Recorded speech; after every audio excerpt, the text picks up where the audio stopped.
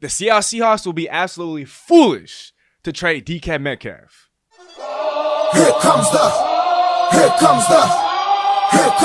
y'all don't really want it like that. Yeah, here comes the. This is your host, Calvin Domingo, aka Steezy A. Smith, coming at y'all with another episode. I understand the allure of a potential and a hypothetical DK Metcalf trade to another team is very intriguing, to say the least.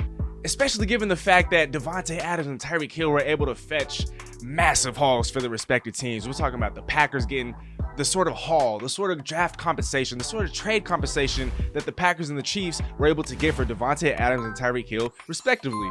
Beginning with Tyreek Hill, we're talking about 5 draft picks for a superstar wide receiver, a first, a second, a fourth, and then a fourth and a sixth next year is completely unprecedented. And then for Davante Adams, we're talking about a first and a second round pick.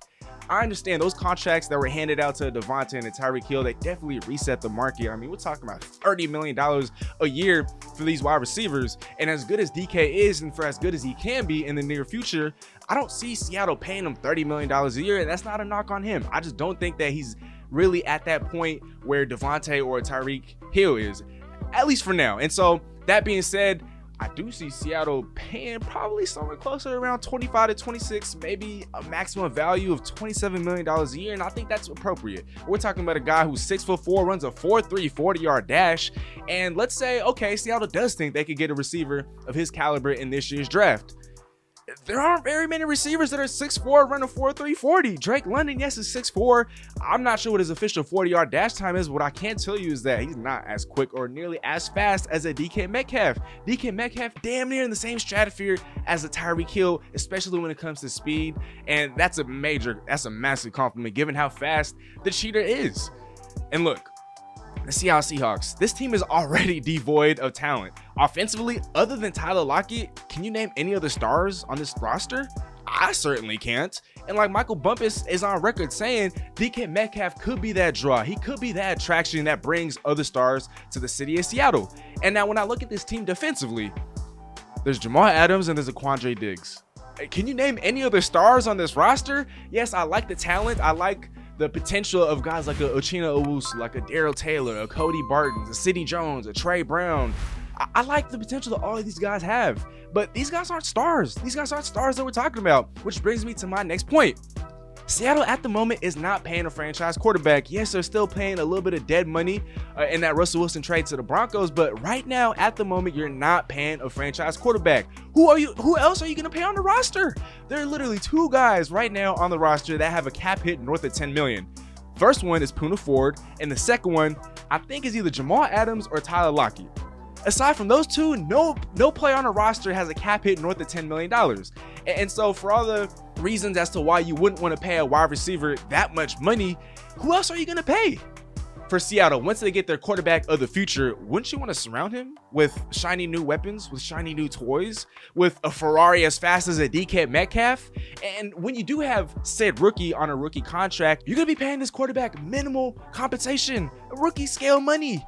And so, okay, you're paying DK this much money, but there are cap mechanisms that other teams around the league use. You could front load the deal, and whatever deal DK Metcalf ultimately ends up getting, you could front load the money, and so where he receives a majority of the money within the first 3 to 4 years, similar to Tyreek Hill's contract with the Miami Dolphins. Yes, it looks massive, 4 years, $120 million extension, but if you really pay attention to some of the specifics and the details in the contract, most of the guaranteed money, if not all of it, damn near all $73 million of it is going to be paid out in the first 3 years. And so let's say a DK Metcalf does sign a 4 to 5 year extension, you could front load the money, and so that in the back half of the deal, whenever you do have to pay your franchise quarterback, DK is not going to be taking up such a massive amount of the salary cap. Besides, what kind of a message would this send to fans all over the world, all over Seattle? Pete and John, I know some of y'all might be calling BS, but Pete and John are already on record saying that this is not a rebuild, and whether or not you believe them, it does not matter what direction a franchise is in. You keep your foundational pieces. The Seattle Seahawks have already let go of 3 of them. We're talking about Russell Wilson, Bobby Wagner, and DJ Reed. They all play, well, with the exception of a Bobby Wagner, premium positions, and you just let those guys go? I understand Russ, it was inevitable. He had to go. Bobby, that didn't necessarily have to happen, but Seattle did want to go in a different direction, and they decided that the money that he was set to be paid, well, he wasn't worth it. And then a DJ Reed, I'm still somewhat puzzled to this day, but no matter what direction a franchise is going, you keep your foundational pieces. Again, he's 24 years old, 1 year older than me. He's gonna turn 25 in December, and he's been compared to Calvin Johnson. I understand that that comparison might be a little too much, but the fact that his name is even mentioned in the same breath as the Calvin Johnson, I think that's a great sign, especially as it pertains to his future. And he was just on Kevin Garnett's show recently. He talked about how he's ready to be a leader in Seattle. He's saying all the right things. He's vouching for a Drew Lock. Look, I understand, and once again, I will reiterate, the allure of trading a DK Metcalf, especially when you consider the fact that he could fetch so much in a trade, that's very enticing, very intriguing to say the least. But Seattle, they'd be foolish to trade this man away. I mean, 6'4", again, 4'3", 40. Let's look back to some of his stats since 2019. He was a second-team All-Pro in the year in which he broke Seattle's franchise record for the most receiving yards in a single season with 1,303, which was held by Steve Largent, by the way. He's 5th in receiving touchdowns since 2019, since he came into the league with 29. And he's 11th in receiving yards with 3,170. And we're talking about a guy who's only eclipsed 1,000 yards once in his 3-year career. He's hit over 902 the other years. But look, this guy's upside, his potential is absolutely limitless. Russell Wilson has already been on record talking about his greatness, and he's already great now at 24 years old. And so Seattle, hold off on trading a DK Metcalf. I don't care if a team is willing to throw 2 first-round picks for his services. Seattle, you got to have some of your stars in place. You got to be able to bring other stars in, and you're able to do that with the DK Metcalf.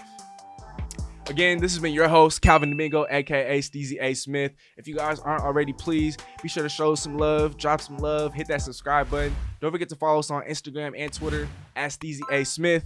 If you have any video ideas or suggestions for our next drop on YouTube, be sure to let us know in the comments down below. Let your voice be heard. We got a live stream coming later this week, a Seahawks roundtable, so be sure to stay tuned for that. As always, all glory to God, and Steezy out. Again, this video is going to be dedicated to Mr. Todd Nas. While that concludes this video, we have loads of other content. You don't have to stop watching there. Other content on our channel homepage, as well as our social media platforms. And again, don't forget to hit that subscribe button for us. Tell a friend and tell a friend. Nothing but love, and Steezy out.